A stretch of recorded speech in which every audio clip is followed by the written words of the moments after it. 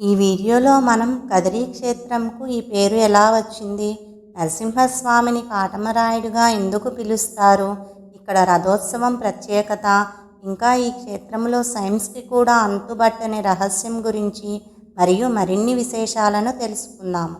కలియుగ ప్రత్యక్ష దైవమైన తిరుపతిలో వేంచేసి ఉన్న శ్రీ వెంకటేశ్వర స్వామి వారి దేవాలయము తరువాత అతి ప్రాచీనమైనది శ్రీమద్ కాద్రి లక్ష్మీ నరసింహస్వామి వారి దేవాలయం. నవనారసింహ క్షేత్రాలలో ఒకటి.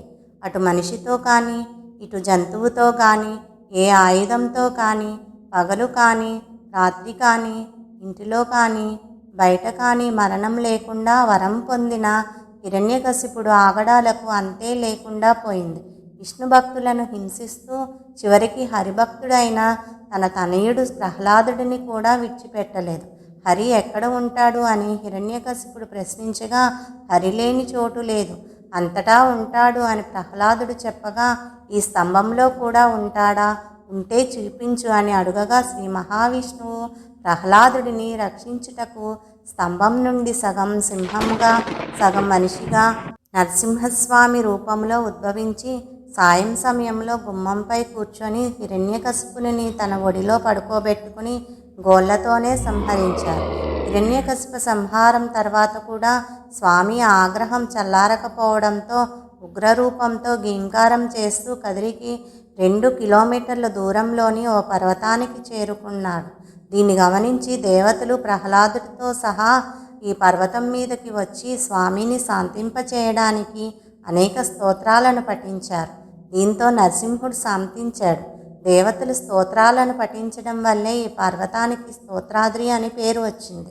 స్వామి ఇక్కడ అష్టబాహు నరసింహుడుగా, అంటే 8 చేతులు కలిగి హిరణ్యకశిపుడిని చీల్చివేస్తున్నట్లుగా కనిపిస్తాడు. ప్రహ్లాదుడు అతని పక్కన చేతులు జోడించి నిలబడడం ఇక్కడ మనం చూడవచ్చు. కా అంటే విష్ణు పాదం, ఆద్రి అంటే పర్వతం అని అర్థం. విష్ణువు పాదం మోపిన ప్రాంతం కాబట్టే దీన్ని మొదట కాద్రి క్షేత్రంగా పిలిచారు. కాలక్రమంలో అది కదిరిగా మారిపోయింది.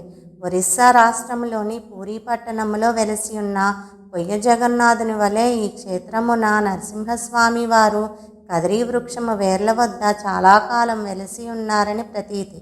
స్వామివారు స్వప్నమును ఆదేశించిన విధముగా విజయనగర రాజైన వీరబుక్కరాయలు 1274 నుంచి 1275 సంవత్సరములలో కదిరి వృక్షము కింద పుట్టలో ఉన్న సాలగ్రామములను బయటకు తీసి ఈ దేవాలయములో ప్రతిష్ఠించినారు. ఈ సాలగ్రామములు కాలగతిలో అదృశ్యమైనందున 1545 సంవత్సరంలో విజయనగర రాజు అయిన అచ్యుతదేవరాయలు శ్రీవారి స్వప్న ఆదేశముల మేరకు ప్రస్తుతము ఈ క్షేత్రమున అష్టబాహులతో హిరణ్యకశిపుని సంహరించు చందమునున్న రాతి విగ్రహముగా విరాజిల్లుతున్న నరసింహస్వామిని స్తోత్రాద్రి పర్వత గుహల నుండి స్వామివారి ఆదేశముల మేరకు తీసుకుని వచ్చి దేవాలయమున ప్రతిష్ఠించిరి. కాటమ అంటే అడవి, రాయుడు అంటే అధిపతి, అడవికి అధిపతి సింహం. సింహం శిరస్సు ఉన్నందునే కాద్రి నరసింహుడికి కాటమరాయుడు అని పేరు వచ్చింది. ఈ కొండకు ఆనుకుని కాటం అనే కుగ్రామము ఉండడం వల్ల కూడా కాటమరాయుడిగా స్వామికి పేరు వచ్చింది అని చెబుతారు. స్తోత్రాద్రిలో నివసించే చెంచులు పాడుకున్న జానపదాల్లోని ఈ పాట అటుపై భక్తితత్వమైన పాటగా ప్రాచుర్యంలోకి వచ్చింది. సైన్స్కు ఇప్పటికీ అంతు చిక్కని ఒక రహస్యము ఉంది. ఇక్కడ మూల విరాట్టుకు ప్రతి నెల స్వాతి నక్షత్రం రోజు మాత్రమే అభిషేకం చేస్తారు. అభిషేకం చేసిన అనంతరం అర్చకులు పదే పదే తుడిచే కొద్దీ స్వామి చెమటను కారుస్తూనే ఉంటాడు. విగ్రహం నాభి నుండి వచ్చే ఈ స్వేదాన్నే భక్తులు తీర్థంగా స్వీకరిస్తారు. అయితే ఆ స్వేదం ఎలా వస్తుంది అనేది నేటికి ఎవ్వరూ చెప్పలేని పరిస్థితి. నేటికి స్వామివారు ఇక్కడ నిజ రూపంలో ఉన్నారని చెప్పేందుకు ఇది ఒక సాక్ష్యంగా భక్తులు నమ్ముతారు. బ్రహ్మాండ పురాణములలో కాద్రి స్థల పురాణము ఎంతో విపులంగా వివరించబడినది. వేదవ్యాస మహర్షి వారు తన శిష్యుల ఉనికిని రాక్షసులకు తెలియకుండా వారికి విద్యాబుద్ధులు ఇచ్చట నేర్పించినందున ఇది కేదారణ్యమైనది. అర్జునుడు తపస్సు చేసిన మద్దెలేరు అనగా అర్జున నది ఈ ప్రాంతములో శ్వేతపుష్కరిణి, భృగుతీర్థము, శేషతీర్థము, కుంతీతీర్థము, లక్ష్మీతీర్థము, గంగాతీర్థము, గరుడ తీర్థము, భవనాశిని తీర్థములను తాకుతూ ప్రవహించుచు ఈ నది విరాజిల్లుతుంది. శ్రీ నరసింహస్వామి వారు శ్రీ భృగు మహర్షికి అర్చనార్థం వసంతవల్లభుల విగ్రహములను ఒక పేటుకులో ఉంచి ప్రసాదించినారు.